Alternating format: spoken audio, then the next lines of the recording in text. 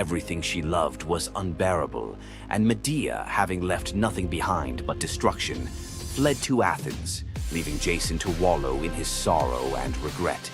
Medea's story is a tragic reminder of the destructive power of betrayal and the extreme lengths to which love can drive someone.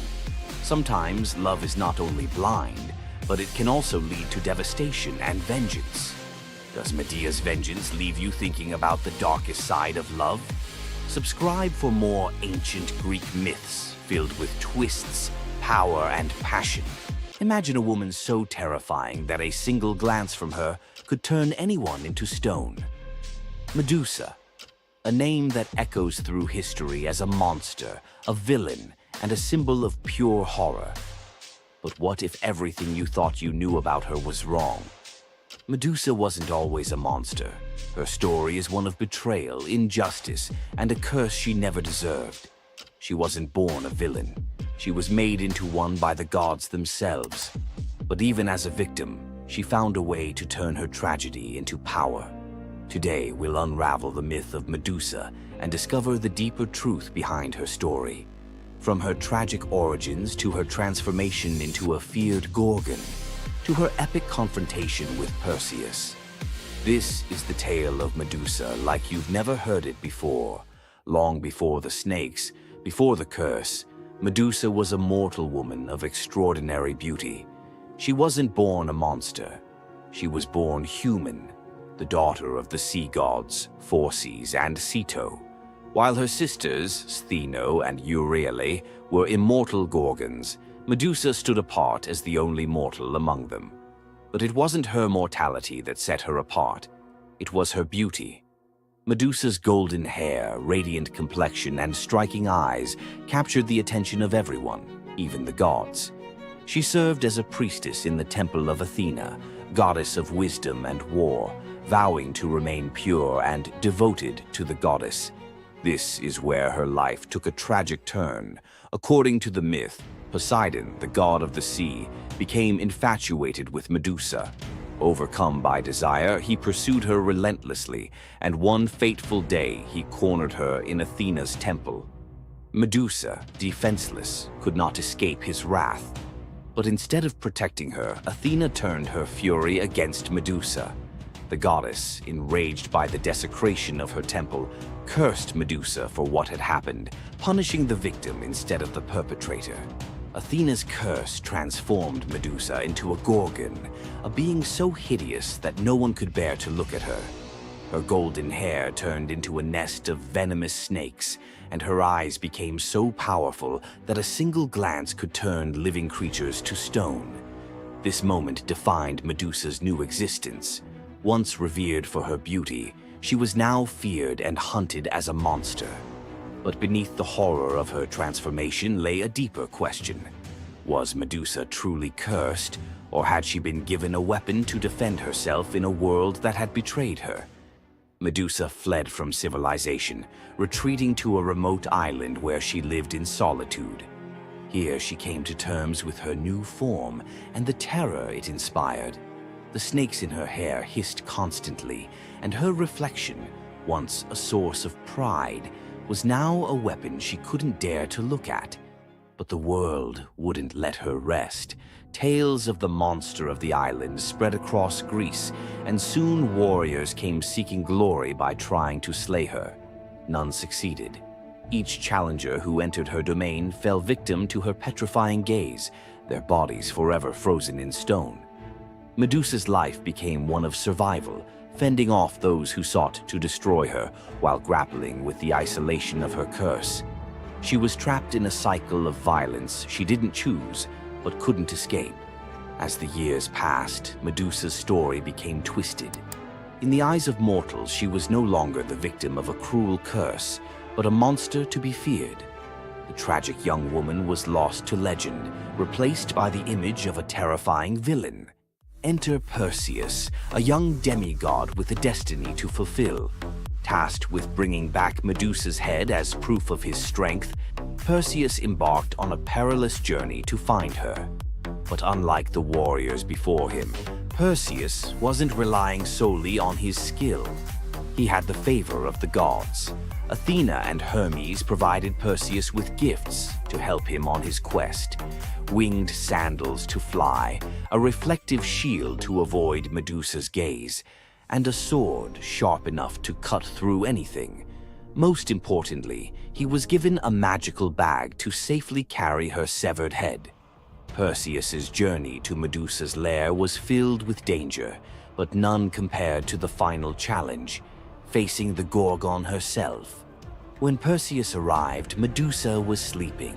For the first time in years, she looked peaceful, an almost human reminder of who she once was. But Perseus couldn't afford to hesitate.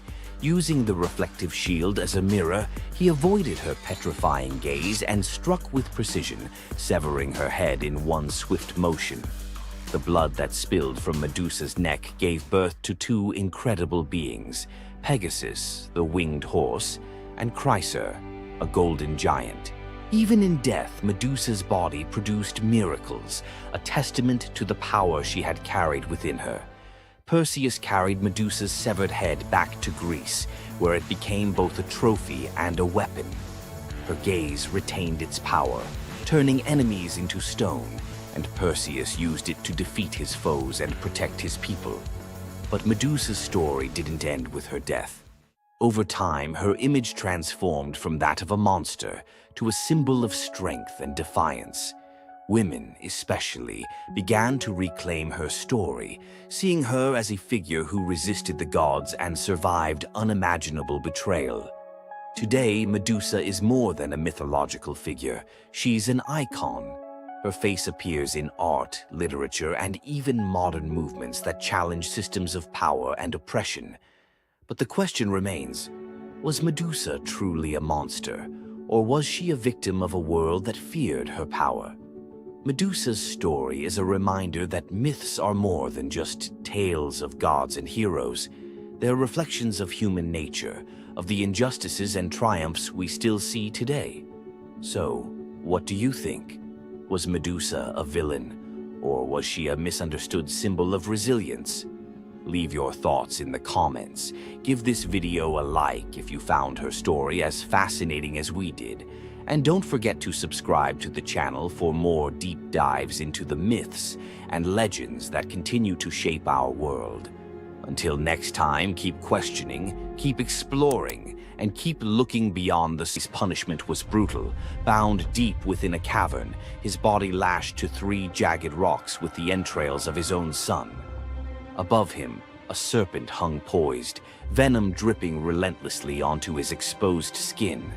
This scene, drawn from the poetic Edda and the prose Edda, became a symbol of both divine vengeance and suffering that echoed through Norse legend.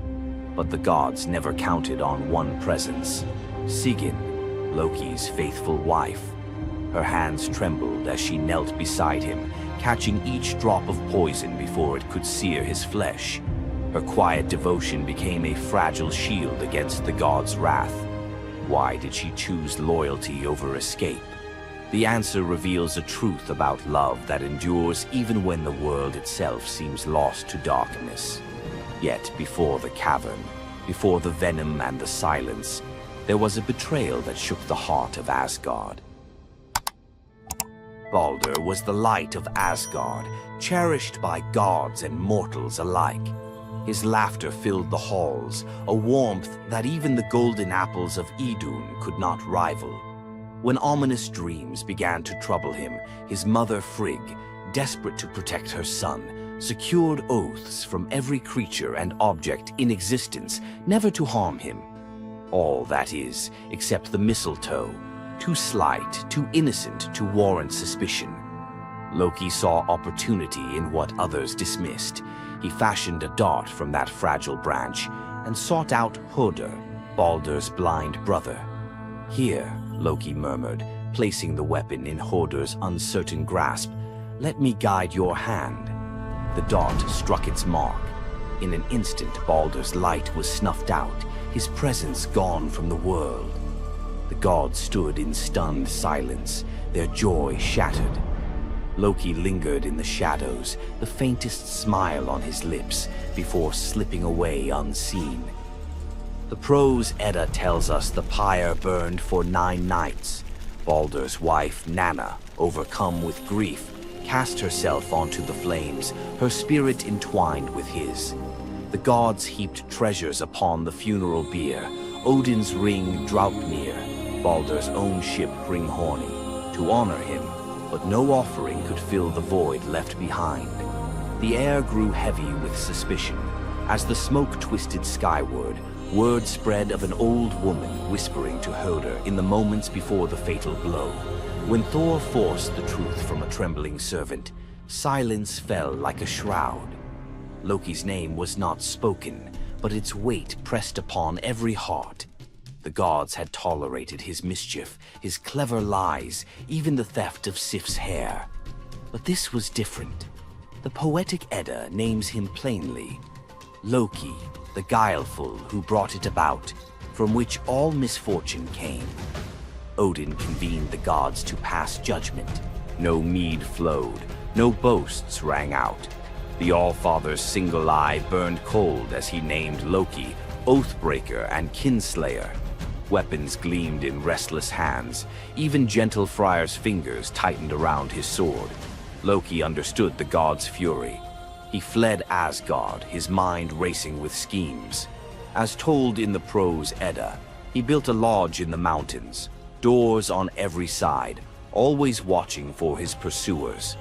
Still, he could not outrun their vengeance. Odin's gaze found him, even in hiding. When the gods arrived, Loki tried to slip away, transforming into a salmon to evade capture in the river's swift current. But Thor's grip proved stronger than fate. Dragged back through the gates he once helped raise, Loki passed faces twisted with anger and betrayal. The gods' judgment was swift. The path ahead led not to mercy, but to a place where pain and silence waited in the damp and the dark. They forced Loki into the heart of the earth, a cavern where the air pressed cold and heavy, and every sound echoed off stone walls, slick with damp.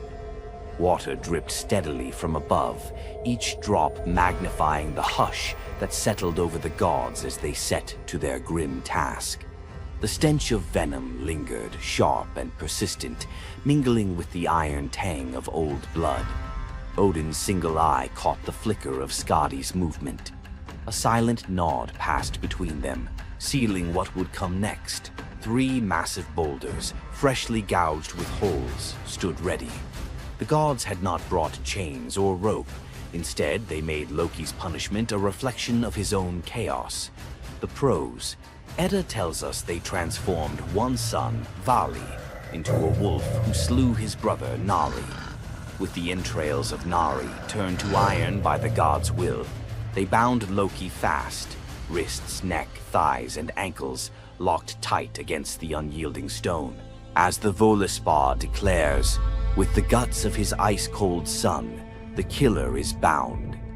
Each knot and twist was deliberate, a reminder that his own blood now held him captive.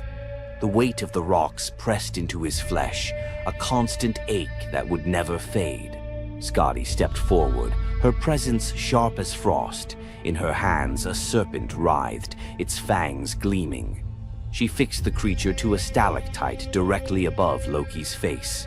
"For Baldur," she said, her voice steady and cold. The serpent's jaws parted, and a bead of venom gathered at its tip. It hung for a moment, then fell. Loki's scream reverberated through the cavern, his body arching in agony as the venom burned into his skin. The pain was relentless, searing into bone, and the world above felt its echoes, earthquakes shaking Midgard, rivers shifting, the roots of Yggdrasil quivering. The gods watched in silence, their faces unreadable. Justice, they believed, had been served. As the serpent's venom continued its slow assault, the rhythm of torment became all-consuming. The next drop formed, poised to fall.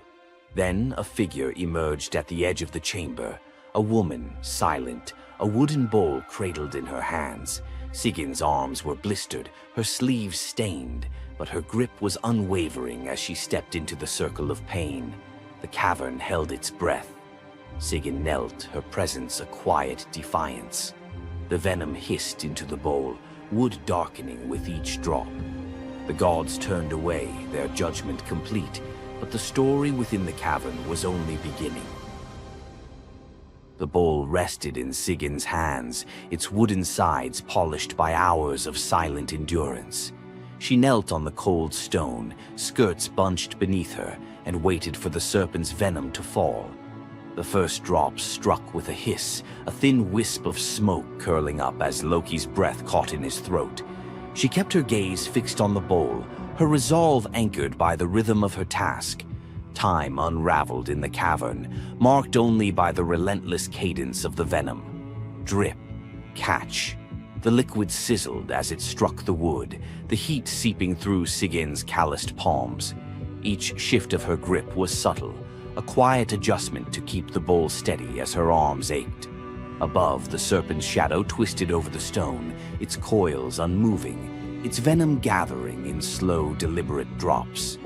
Loki whimpered, bracing for pain that had become his constant companion.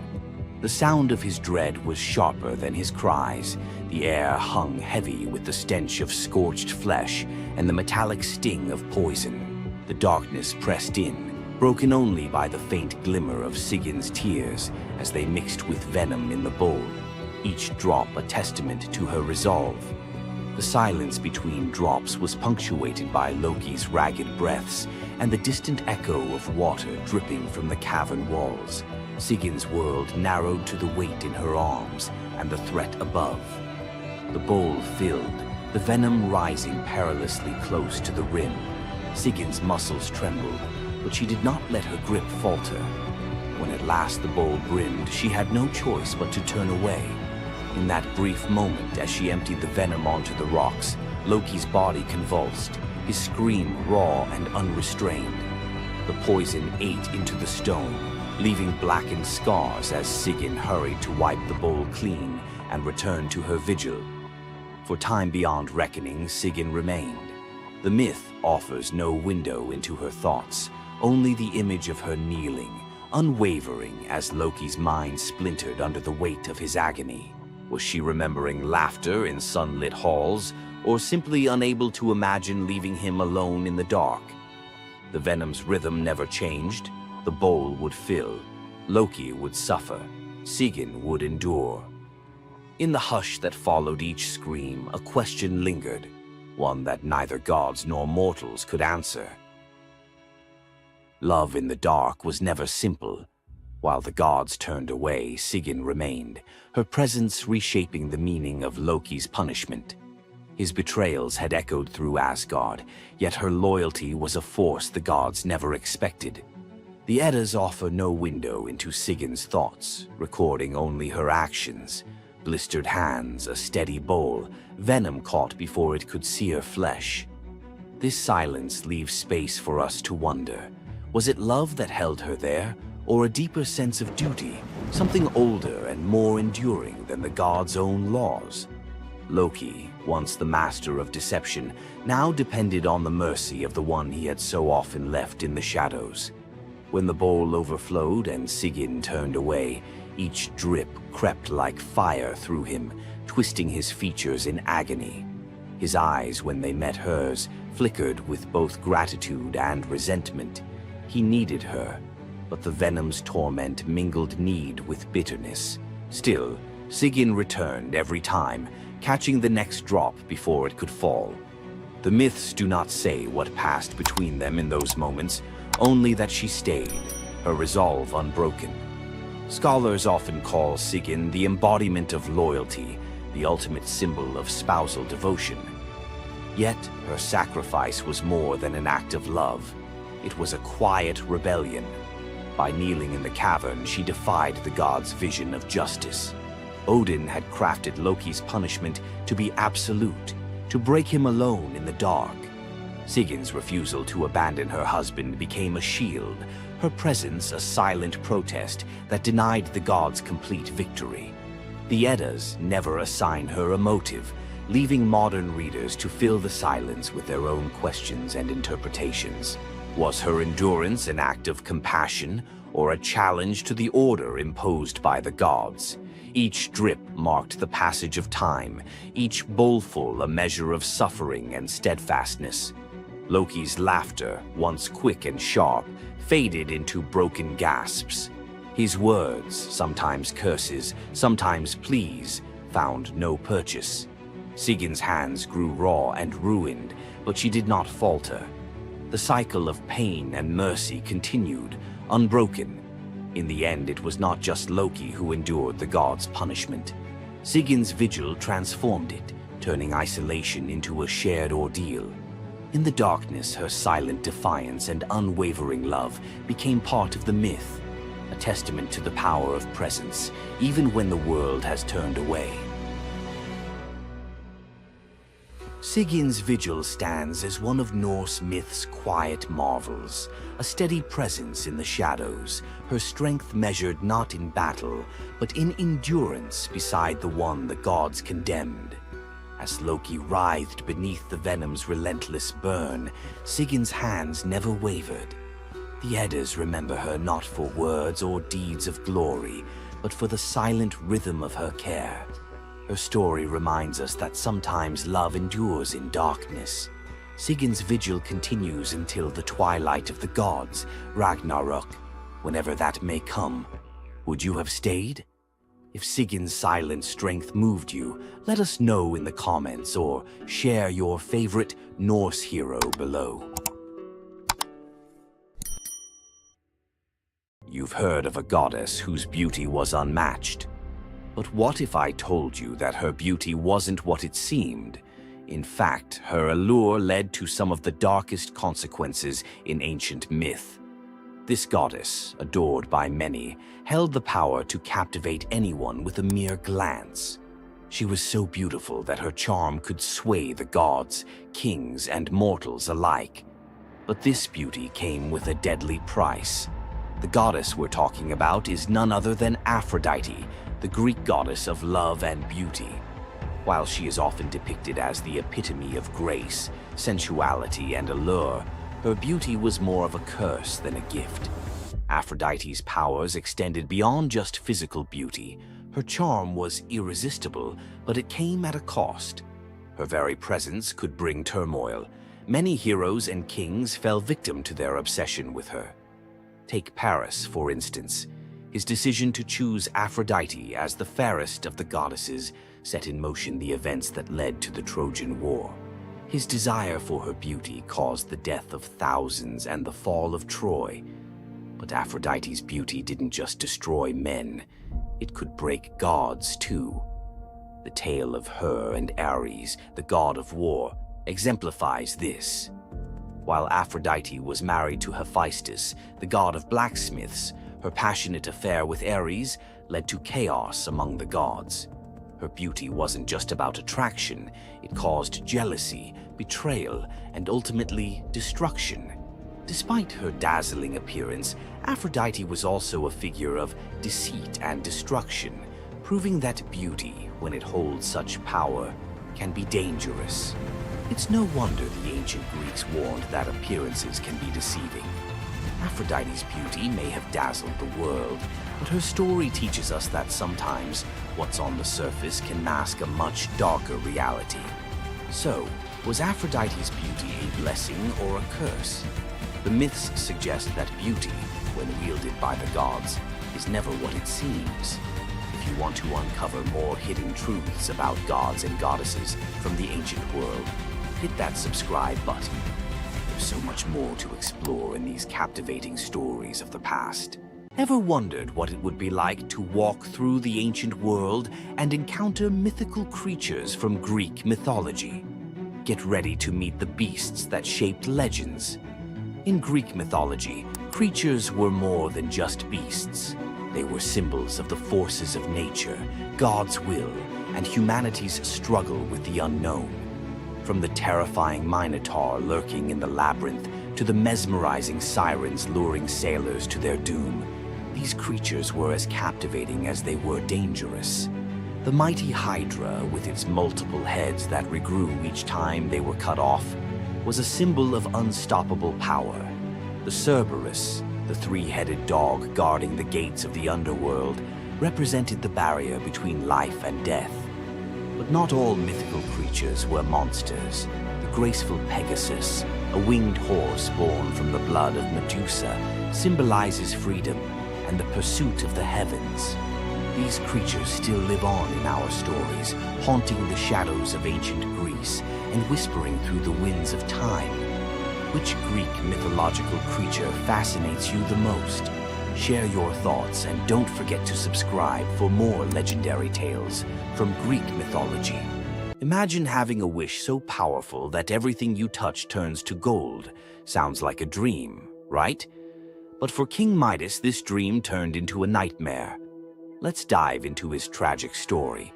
Once upon a time, King Midas ruled over a prosperous kingdom known for his wealth and opulence. But Midas wasn't just content with riches. He wanted more. He wished for the ability to turn anything he touched into gold. One day, the god Dionysus appeared before him and, impressed by Midas's devotion, granted him the wish. At first, Midas was overjoyed. Everything he touched, his food, his treasures, his furniture, transformed into gold. His wealth grew beyond imagination, and his joy knew no bounds. But soon, Midas realized the curse of his wish. He touched a rose, gold. He touched his food, gold. Desperate for a meal, he tried to drink water, gold. In horror, Midas realized that even his daughter, whom he loved dearly, turned into a lifeless golden statue when he touched her. Furious with the consequences of his greed, Midas begged Dionysus for mercy. The god, seeing the king's suffering, told him to wash in the river Pactolus. And in that moment, Midas's golden touch was taken away. The river's waters, now imbued with Midas's curse, carried gold downstream, forever tainting the land. King Midas's story is a reminder that greed often blinds us to the consequences of our desires. His once prized gift became his greatest curse, teaching us that not all treasures are worth the price. If King Midas's tale of power and greed left you thinking, make sure to subscribe for more epic Greek myths and their timeless lessons. Stay tuned for more stories of fate, love, and the god's wrath. Centaurs. Half man, half horse, heroes or savages? Think you know the full story? Wait until you uncover the darker side of these iconic creatures. Watch till the end to discover what ancient myths don't tell you about the Centaurs. In Greek mythology, Centaurs were seen as both wild and noble beings. They were often depicted as powerful warriors, famous for their strength and skill in battle. But what if the truth behind them was far more sinister than anyone imagined? While some centaurs, like Chiron, were revered for their wisdom and kindness, many others were violent, uncontrollable creatures. These savage centaurs were known for their drunken brawls and uncontrollable rage. The most infamous event? The Battle of the Lapiths and Centaurs, where they fought against the Lapiths during a wedding feast, leading to a massacre of both men and women. Their brutal behavior was more than just a mythological tale. It symbolized the chaos that could occur when civilization collided with the wild, untamed forces of nature. But why did the Greeks depict centaurs this way? Was it a cautionary tale about the dangers of unchecked power and savagery, or a deeper reflection on humanity's struggle between reason and instinct? The darker truth behind the centaur myth might just hold the key to understanding the wild, primal side of ancient Greek culture. Centaurs are more than just mythical beasts. They represent the conflict within us all. If you're fascinated by the hidden truths of ancient myths, don't forget to subscribe for more dark stories from Greek mythology. What makes Zeus, the mighty king of the Greek gods, one of the most fascinating figures in mythology? Is it his unparalleled power over the skies, his cunning strategies, or the sheer drama of his endless affairs? While his tales are legendary, there's one story that stands out: the epic battle that earned Zeus his throne, the Titanomachy. This isn't just a story of a god's rise to power. It's a tale of rebellion, alliances, betrayal, and the ultimate struggle between two generations of divine beings. Stay with us as we dive into the myth of the Titanomachy, Zeus's role in overthrowing the Titans, and the secrets that shaped his reign. Before Zeus became the king of the gods, his father, Cronus, ruled the cosmos. Cronus was the youngest of the Titans, a race of primordial deities born of Uranus, the sky, and Gaia, the earth. The Titans were immensely powerful, but also deeply flawed. Cronus had gained power by overthrowing his own father, Uranus, in a brutal act of betrayal. But just as Cronus had betrayed his father, a prophecy loomed over him, warning that one of his own children would overthrow him. To prevent this, Cronus took a horrifying precaution. He swallowed each of his children as they were born, imprisoning them in his stomach for eternity. But Gaia, the ever-watchful mother of the gods, wasn't about to let this happen again. When Rhea, Cronus's wife, gave birth to Zeus, Gaia devised a plan. Rhea tricked Cronus by handing him a stone wrapped in swaddling clothes, which he swallowed, believing it was his newborn son. Meanwhile, Zeus was spirited away to a hidden cave on the island of Crete, where he was raised in secret. Zeus grew up under the care of nymphs and a goat named Amalthea, who nourished him with her milk. As he matured, Zeus learned of his father's tyranny and vowed to free his siblings and challenge Cronus's rule. Zeus couldn't take on Cronus and the Titans alone. He needed allies. His first move was to rescue his siblings trapped inside Cronus. With the help of the goddess Metis, Zeus tricked Cronus into drinking a potion that caused him to vomit up his children. Hestia, Demeter, Hera, Hades, and Poseidon, fully grown and ready for battle. Now united, the 6 Olympian siblings declared war on Cronus and the Titans. But the Titans were powerful, and the war, known as the Titanomachy, would rage for 10 years with no clear victor. Realizing they needed an advantage, Zeus turned to the most unlikely of allies, the Hecatonchires and the Cyclopes.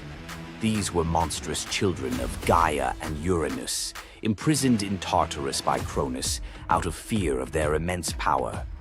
The Hecatonchires had 100 hands and unparalleled strength, while the Cyclopes were master craftsmen. Zeus descended into Tartarus, defeated its terrifying guardians, and freed these imprisoned beings. In gratitude, the Cyclopes forged weapons for Zeus and his brothers. Zeus received the thunderbolt, Poseidon the trident, and Hades a helmet of invisibility. With these tools and the raw power of the Hecatonchires, the Olympians finally had the upper hand. The final clash of the Titanomachy was a cosmic spectacle. The Titans, led by Cronus, unleashed their full fury, shaking the very foundations of the universe. Mountains crumbled, seas boiled, and the skies erupted in chaos. But Zeus and his allies were relentless. Zeus hurled his thunderbolts with unerring precision, scorching the battlefield and scattering the Titans' ranks. Poseidon unleashed massive earthquakes, and Hades used his helmet of invisibility to sow confusion among their enemies. The Hecatonchires proved invaluable, hurling massive boulders with their 100 hands, overwhelming the Titans.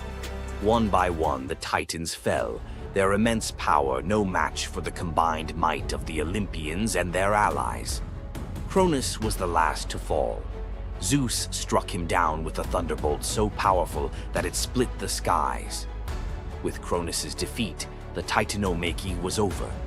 With the Titans defeated, Zeus and his siblings faced a choice: what to do with their vanquished foes.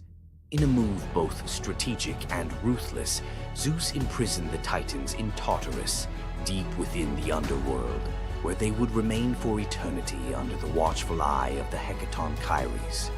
Zeus then divided the cosmos with his brothers. He claimed the skies as his domain, Poseidon took the seas, and Hades ruled the underworld. Together, they established the rule of the Olympians, with Zeus as their undisputed king. But the Titanomachy left scars. Gaia, enraged by the imprisonment of her Titan children, gave birth to new monstrous beings to challenge Zeus's reign. Among them was Typhon, a creature so fearsome that even the gods trembled before him. Typhon's battle with Zeus is another story for another day, but it serves as a reminder that power in the ancient world was never secure. Zeus's rise to power marked the beginning of a new era, but his reign was anything but peaceful. While he was the king of the gods, his rule was marked by constant challenges, from rebellious mortals to jealous deities and his own unquenchable desire for love and control. Zeus was both a protector and a tyrant, a figure who inspired awe and fear. His thunderbolts were a symbol of justice, but they were also a tool of destruction. He fathered countless children, both mortal and divine, and his many affairs often sparked conflict among the gods. Yet, despite his flaws, Zeus's rule brought stability to a chaotic world. Under his reign, the gods established order, overseeing the realms of humans and maintaining the delicate balance between earth, sea, and sky. The myth of Zeus and the Titanomachy isn't just a tale of war. It's a story about the cycles of power and rebellion. Just as Zeus overthrew Cronus, who had overthrown Uranus, Greek myths suggest that even the mightiest rulers are vulnerable to the forces of change. Zeus's story reminds us that leadership comes with its own set of challenges. It's not just about gaining power, it's about maintaining it, often at great cost. Zeus's rise to power is one of the most thrilling tales in mythology, filled with battles, alliances, and sacrifices. But what do you think? Was Zeus a just ruler, or was he simply another tyrant destined to fall like the Titans before him? Let us know your thoughts in the comments below. Don't forget to like this video if you enjoyed this dive into Greek mythology, share it with fellow myth lovers, and subscribe to our channel for more epic tales from the ancient world. Until next time, remember, the gods may rule from above, but their stories remind us of the struggles we all face below. You thought fairy tales were magical. Think again. The real origins of these classic tales are disturbing, gruesome, and filled with horror. Many of these stories have been sanitized for modern audiences, but their original versions were filled with betrayal, curses, and brutal consequences. From Pinocchio's horrifying fate to the true story of Bluebeard, let's dive into the darker side of fairy tales that history tried to erase.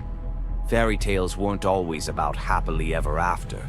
Many of them were cautionary tales, warning of real dangers, human cruelty, and supernatural horrors. One, the original Pinocchio, a gruesome fate. Before Disney made him a lovable puppet, Carlo Collodi's original Pinocchio was a terrifying little troublemaker.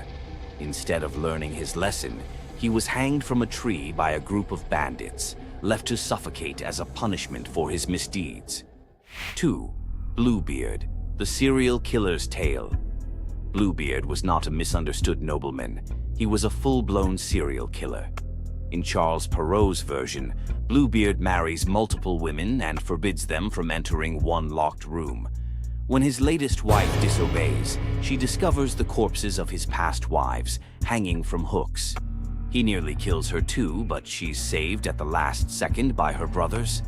Some believe this gruesome tale was inspired by real-life figures like Gilles de Rais, a nobleman convicted of horrific crimes. 3. The Pied Piper, a tale of mass disappearance. The Pied Piper of Hamelin was not just about a man who played music to lead away rats. He also took the children.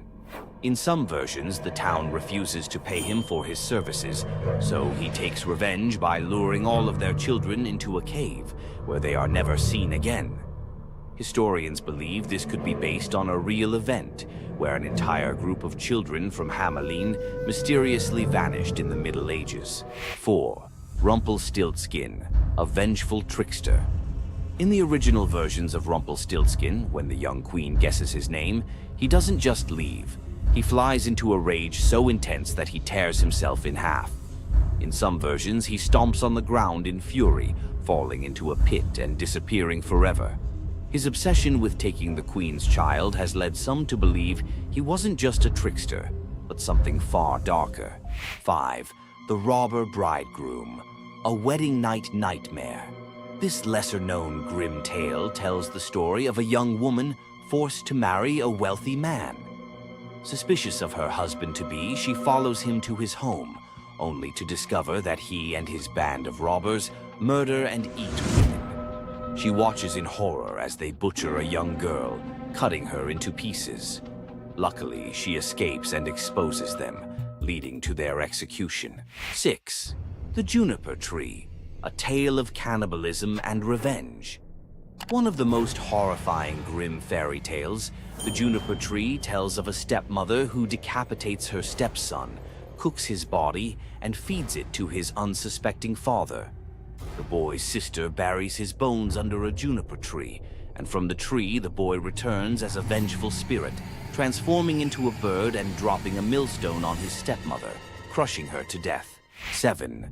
The Girl Without Hands, a story of betrayal and survival. In this disturbing fairy tale, a poor man accidentally sells his daughter to the devil in exchange for wealth. When she resists the devil's temptations, her own father chops off her hands to fulfill the bargain.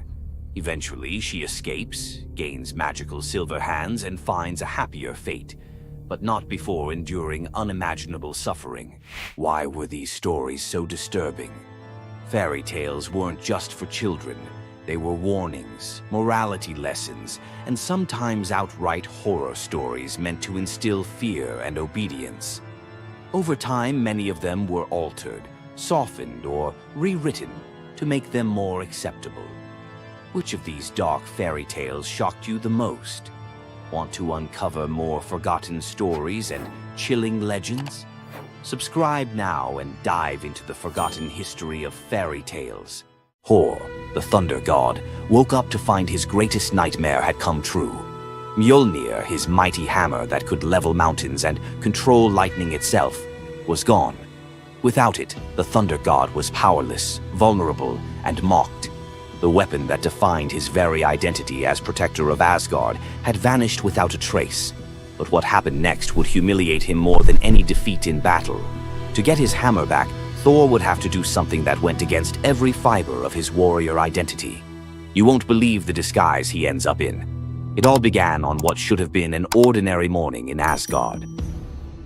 Picture Thor reaching for the leather grip that had been at his side for countless centuries, his fingers closing around nothing but empty air. The spot where Mjolnir should rest felt cold and wrong, like a missing tooth that your tongue keeps finding. Thor's morning routine, as predictable as sunrise over Asgard's golden halls, shattered in that single moment of realization. The hammer forged by dwarven masters, the weapon that could summon lightning and level mountains, had vanished without so much as a whisper of sound. The initial shock hit Thor like a physical blow. His hand remained suspended in space, still reaching for what wasn't there.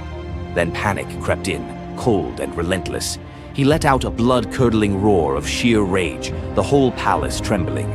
Without Mjolnir, he was powerless, vulnerable, and mocked, stripped of the weapon that made him Asgard's primary defender. The enemies that prowled the borders of the 9 realms knew about his mighty hammer. They counted on Thor's strength to keep them at bay. Now that strength was gone. Word spread through Asgard's halls faster than wildfire. The other gods gathered in emergency council, their faces grave as they grasped the full scope of the crisis. Odin's ravens had brought no news. The watchmen at the gates had seen nothing. Mjolnir had simply disappeared, as if it had never existed at all. The assembled gods understood what Thor's loss meant for their realm. Asgard stood vulnerable, its greatest protector reduced to a shadow of his former self. Loki stepped forward through the crowd of worried gods, his familiar, cunning smile playing at the corners of his mouth. He offered to investigate the theft using his shape-shifting abilities, volunteering to venture where other gods could not go undetected. The council accepted his proposal immediately, desperate for any lead in their search. Thor watched his brother prepare for the mission, knowing that Loki's success or failure would determine his own fate. Loki first borrowed Freya's magic feathered coat, allowing him to fly in falcon form to Jotunheim without raising alarms. Each dead end pushed Thor deeper into desperation. He imagined facing his enemies defenseless, their laughter echoing as they realized the thunder god carried no thunder. The trail finally led to the most dangerous territory of all, Jotunheim, the realm of the giants. Loki strode into the council chamber with the confident gait of someone who had solved a mystery, but his expression carried an ominous weight. The giant Thrym, lord of the frost giants, had openly boasted about his theft from his massive throne of ice and stone. He had buried Mjolnir 8 leagues beneath the frozen earth of his realm, thrice deeper than any giant's hall, he claimed, placing it where even Thor's strength would be useless. Thrym had what he thought was a simple demand for the Norse gods. He wanted the beautiful goddess Freya as his bride in exchange for the hammer's return. The giant had fixated on her legendary beauty and grace, convinced that possessing both Mjolnir and the goddess of love would make him the most powerful being in all the 9 realms. His arrogance knew no bounds as he described his elaborate wedding plans to Loki, speaking of golden halls and feasts that would last for weeks. Thrym believed the gods had no choice but to accept his terms. When Loki spoke to the council about Thrym's demand, the council fell silent. Freya's reaction shattered the tense quiet that followed Loki's report, causing her rage to break the Brysinger necklace, its gems scattering across the floor in glittering fragments. She declared she would rather throw herself into the deepest ocean than marry the frost giant who dared make such a demand. The gods found themselves trapped in an impossible situation. They could sacrifice one of their most beloved goddesses to a giant's lust, or they could leave Thor permanently weakened and Asgard vulnerable to every enemy that prowled the borders. The council erupted in frantic debate. Some suggested launching a full assault on Jotunheim, but Thrym's fortress was impregnable and his army vast. Others proposed trickery or negotiation, but every path led to either devastating war or humiliating surrender. Heimdall, the far-seeing guardian who watched over the Rainbow Bridge, had remained silent throughout the heated discussions. When he finally spoke, his words stopped every conversation in the hall. His suggestion was so outrageous, so completely unthinkable, that even Loki's jaw dropped open in shock. The gods stared at Heimdall as if he had lost his mind, but they were out of other options. What he proposed, however, would challenge everything Thor stood for as a warrior. Heimdall's words hung in the air like a challenge to the very foundations of Norse honor. The far-seeing god had suggested that Thor disguise himself as a bride and infiltrate Thrym's wedding feast to recover Mjolnir. He spoke with calm authority, tie housewife's keys about his waist, and pin bridal jewels upon his breast. The idea was so fundamentally opposed to Norse concepts of masculine honor that Thor's initial response shook the very walls of Asgard. He declared the plan preposterous and swore he would never hear the end of it if word spread that the Thunder God had dressed as a woman. The assembled gods watched in tense silence as their mightiest protector wrestled with a challenge that could not be solved through brute force or lightning strikes. They had already considered launching a full assault on Jotunheim, but Thrym's fortress was impregnable and his army vast. No other choice remained. Thor paced the hall like a caged wolf, his massive fists clenched as he grappled with the impossible choice between his warrior's pride and his duty to protect Asgard. Every instinct in his body rebelled against the idea of abandoning his identity as a fearsome warrior to play the role of a delicate bride. Loki stepped forward with barely contained excitement, volunteering to accompany Thor as his maidservant. The trickster god's eagerness to participate in this elaborate deception revealed his true nature. While Thor struggled with the concept, Loki was already plotting the specifics of costumes, mannerisms, and the lies they would need to maintain throughout their dangerous mission. The transformation began with layers of bridal linen draped over Thor's massive frame. Servants brought forth delicate jewelry, housewife's keys that symbolized domestic authority, and a dainty hood for his head. Finally came the precious necklace of Brysinger. Each item added to the disguise felt like another blow to Thor's warrior identity. When he finally looked at his reflection, the god of thunder saw an unconvincing bride staring back at him. Thor finally accepted the plan because no alternative existed. The unlikely pair prepared to set off for enemy territory, where their deception would face its ultimate test among giants, eager to celebrate their lord's triumph. The great hall of Thrym's fortress buzzed with excitement as giants gathered to witness their lord's marriage to the most beautiful goddess in all the 9 realms. Thor sat at the high table in his bridal disguise, surrounded by massive frost giants who raised their drinking horns in celebration. The feast spread before them displayed the giants' wealth and power. Roasted oxen filled enormous platters, fresh salmon gleamed on silver dishes, and barrels of mead stood ready to fuel the night's festivities. Thor's legendary appetite struck like a thunderbolt. He polished off an ox and ate whole salmon in moments, tearing through the meat as if he hadn't eaten in weeks. 3 measures of mead vanished as quickly as if someone had poured them into a bottomless pit. The assembled giants watched in stunned silence as the delicate bride consumed more food than most warriors could handle. Thrym's eyes narrowed with growing suspicion. This goddess ate like a battle-hardened warrior, returning from a long campaign, not like the refined Freya he expected to marry. Loki stepped forward with the smooth confidence of a master storyteller. He spun a tale about Freya's 8-day fast in eager anticipation of reaching Jotunheim and marrying the mighty Thrym. The explanation painted a picture of a lovesick goddess, so excited about her wedding that she had refused all food during her journey. The giants nodded in understanding, their suspicions melting away as they accepted this romantic explanation. Thrym felt honored by such devotion and relaxed completely, his doubts vanishing. Beneath his bridal veil, Thor's rage simmered like molten metal ready to explode. Every moment at the feast brought new challenges as he struggled to maintain feminine mannerisms while surrounded by his enemies. His massive hands shook with barely controlled fury as he watched the giants celebrate what they believed was their victory over Asgard. The critical moment finally arrived. Thrym commanded his servants to bring Mjolnir forth, the very moment Thor had trained his eyes on since dawn. The servants placed the legendary weapon before the disguised bride as part of the traditional ceremony. Thor's fingers closed around Mjolnir's familiar handle, and lightning immediately crackled through the hall. He ripped away his bridal veil and roared his true identity to the shocked giants. Thrym's eyes widened in terror as he realized the bride he had been celebrating was actually the god of thunder himself. Thor swung Mjolnir, killing Thrym instantly after crushing his skull with Mjolnir, then turned on the assembled giants, and even the pleading giantess met Mjolnir's crack before the hall fell silent. The theft that had begun with arrogance ended in complete destruction.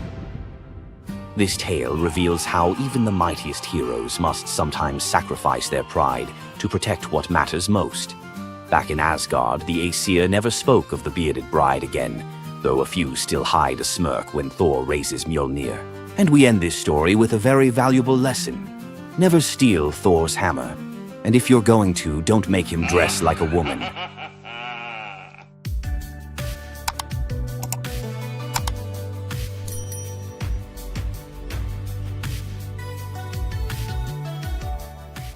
Imagine being one of the greatest hunters in the world, known for your unmatched speed and skill. But despite all your abilities, your destiny is determined by a simple golden apple. Let me tell you the tragic tale of Atalanta, the huntress who couldn't escape her fate. Atalanta was abandoned at birth by her father, Zeus, who didn't want a daughter. Left to die in the wilderness, she was raised by a she-bear, learning to hunt and survive. As she grew, Atalanta became a legendary warrior, her skills in hunting unmatched. But no matter how great she became, she could never escape one thing: her prophecy. A prophecy foretold that Atalanta would only marry a man who could outrun her in a race. As the years went by, many suitors came, eager to win her hand. But Atalanta, fiercely independent, defeated them all. Her speed was unbeatable, and no man could match her skill. Then came Meleager, a brave hero who had heard of Atalanta's strength and beauty. Unlike the others, he didn't boast about his abilities. Instead, he came prepared with a plan. Meleager, knowing Atalanta's curse, asked the goddess Aphrodite for help. She granted him 3 golden apples, which he used to distract Atalanta during their race. As Atalanta raced ahead, confident of her victory, Meleager tossed the apples one by one in her path. The golden apples were so beautiful, they distracted Atalanta just enough to slow her down. In the end, Meleager won the race, and Atalanta was forced to marry him, despite her reluctance to give up her independence. But the story doesn't end in happiness. Atalanta and Meleager's marriage was plagued with regret. Atalanta, still driven by her need for freedom, felt trapped by the very love she couldn't escape. And in the end, Meleager, whose destiny was also marked by the gods, tragically died before she could ever truly be free. Atalanta's story is a tale of love, fate, and the clash between personal destiny and desire. Despite her unmatched strength and independence, her fate was sealed by love, and her story remains a tragic reminder of how even the most powerful can be brought down by what they cannot control. If Atalanta's bittersweet story of fate and love left you in awe, subscribe for more untold Greek myths and the heroes who shaped the ancient world. What would you do if you gave up everything for love, only to be betrayed by the one you trusted most? In the Greek myth of Medea, love led to ultimate revenge, and the consequences were deadly. Let's dive into this tragic tale. Medea, a sorceress of immense power, fell in love with Jason, the leader of the Argonauts, when he came to her homeland seeking help. Medea, who was deeply in love with him, used her magic to aid him in his quest for the Golden Fleece. She betrayed her own family, murdered her brother, and helped Jason achieve his goal, all out of love for him. Once Jason had the fleece, Medea fled with him to Greece, where they started a life together. But as time went on, Jason's love for Medea faded. He decided to marry Glauce, the daughter of Creon, the king of Corinth, in an effort to secure a more powerful position. Medea, heartbroken and furious at the betrayal, decided to exact her revenge. She used her powers to craft a poison so deadly that it would burn Glauce alive when she put on a beautiful dress that Medea had sent her as a gift. But Medea didn't stop there. In her grief and rage, she murdered her own children, Jason's children, to ensure he would suffer the most for his betrayal. The pain of losing everything she loved was unbearable, and Medea, having left nothing behind but destruction, fled to Athens, leaving Jason to wallow in his sorrow and regret. Medea's story is a tragic reminder of the destructive power of betrayal and the extreme lengths to which love can drive someone. Sometimes love is not only blind, but it can also lead to devastation and vengeance. Does Medea's vengeance leave you thinking about the darkest side of love? Subscribe for more ancient Greek myths filled with twists, power, and passion. Imagine a woman so terrifying that a single glance from her could turn anyone into stone. Medusa, a name that echoes through history as a monster, a villain, and a symbol of pure horror. But what if everything you thought you knew about her was wrong? Medusa wasn't always a monster. Her story is one of betrayal, injustice, and a curse she never deserved. She wasn't born a villain. She was made into one by the gods themselves. But even as a victim, she found a way to turn her tragedy into power. Today, we'll unravel the myth of Medusa and discover the deeper truth behind her story. From her tragic origins to her transformation into a feared Gorgon, to her epic confrontation with Perseus. This is the tale of Medusa like you've never heard it before. Long before the snakes, before the curse, Medusa was a mortal woman of extraordinary beauty. She wasn't born a monster. She was born human, the daughter of the sea gods, Phorcys and Ceto. While her sisters, Stheno and Euryale, were immortal Gorgons, Medusa stood apart as the only mortal among them. But it wasn't her mortality that set her apart. It was her beauty. Medusa's golden hair, radiant complexion, and striking eyes captured the attention of everyone, even the gods. She served as a priestess in the temple of Athena, goddess of wisdom and war, vowing to remain pure and devoted to the goddess. This is where her life took a tragic turn. According to the myth, Poseidon, the god of the sea, became infatuated with Medusa. Overcome by desire, he pursued her relentlessly, and one fateful day he cornered her in Athena's temple. Medusa, defenseless, could not escape his wrath.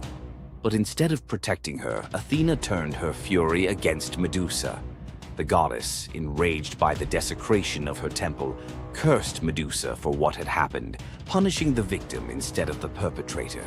Athena's curse transformed Medusa into a gorgon, a being so hideous that no one could bear to look at her.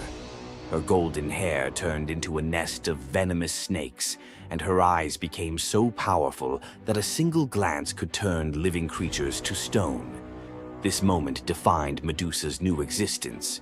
Once revered for her beauty, she was now feared and hunted as a monster. But beneath the horror of her transformation lay a deeper question.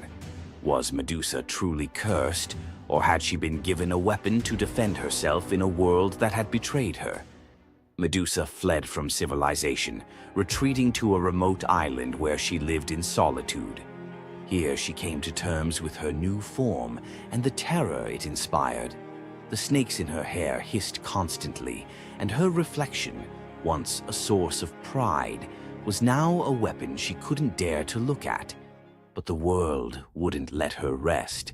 Tales of the monster of the island spread across Greece, and soon warriors came seeking glory by trying to slay her. None succeeded. Each challenger who entered her domain fell victim to her petrifying gaze, their bodies forever frozen in stone. Medusa's life became one of survival, fending off those who sought to destroy her while grappling with the isolation of her curse. She was trapped in a cycle of violence she didn't choose, but couldn't escape. As the years passed, Medusa's story became twisted. In the eyes of mortals, she was no longer the victim of a cruel curse, but a monster to be feared. The tragic young woman was lost to legend, replaced by the image of a terrifying villain. Enter Perseus, a young demigod with a destiny to fulfill. Tasked with bringing back Medusa's head as proof of his strength, Perseus embarked on a perilous journey to find her. But unlike the warriors before him, Perseus wasn't relying solely on his skill. He had the favor of the gods. Athena and Hermes provided Perseus with gifts to help him on his quest. Winged sandals to fly, a reflective shield to avoid Medusa's gaze, and a sword sharp enough to cut through anything.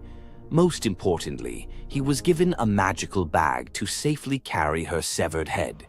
Perseus's journey to Medusa's lair was filled with danger, but none compared to the final challenge, facing the Gorgon herself. When Perseus arrived, Medusa was sleeping.